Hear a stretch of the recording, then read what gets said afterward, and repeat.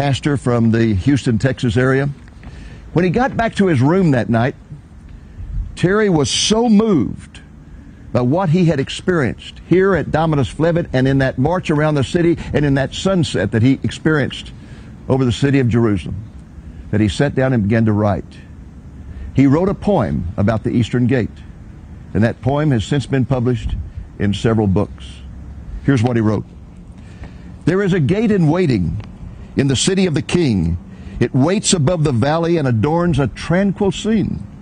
Jerusalem is churning on the north, the south, the west, yet the Eastern Gate waits quietly above multitudes at rest.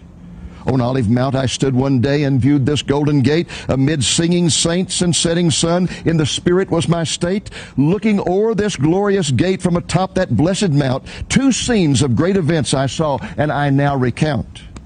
One scene took place in ages past, the other is soon to be. In both there was the Son of God and this gate of destiny. The first scene was triumphant. They hailed him as a king. There were thousands in the valleys, and hosannas loud did ring. Many miracles of greatness had he done before their eyes, giving sight to the blind, calling forth the dead to rise. His disciples were elated as they joined this happy throng, but little did they know that their hopes would soon be gone.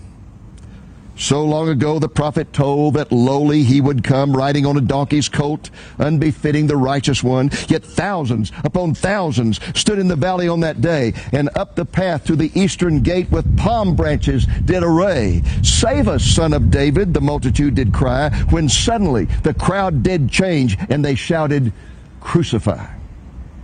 Oh, what price our God did pay, while sinners yet we were.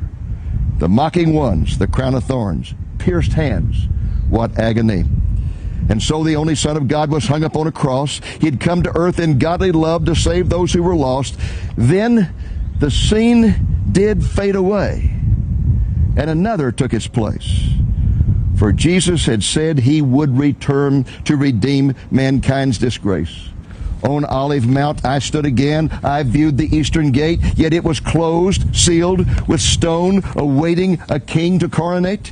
Ezekiel long ago had said the gate would thus be so until the prince returned to earth. Then all the world would know. Around the city armies stood from nations of the world, and smoke and fire were everywhere. The armaments were hurled, yet the golden gate still quietly stood. While looking upward it seemed, suddenly the trump did sound. It was the coming of the King. And then I saw the Lord of Lords descending from on high, with multitudes of heavenly hosts behind him in the sky. He came and stood on Olive Mount, and then the earth did shake. He spoke, and all the armies fell, and the evil power did break.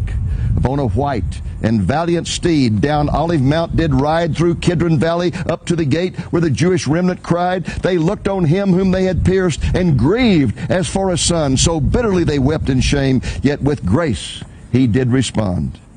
And all the while the numbers grew of angels and the saints. Millions upon millions joined him in the ranks. They sang, Hosanna to the Son of David, Hosanna to the King. Throughout all heaven and earth the loud hosannas ring. The gate is waiting. The gate in waiting trembled, and the stones then blew apart, as the Holy One did enter his eternal reign to start. Oh, what sweetness in that day the redeemed of God shall know. From Mount Zion in Jerusalem to living waters flow. Are you yearning for that day when the Lord of hosts shall come? Or do you flee in fear before the Holy One? Call upon his name before that coming day. Flee into his loving arms. He will wipe all the tears away.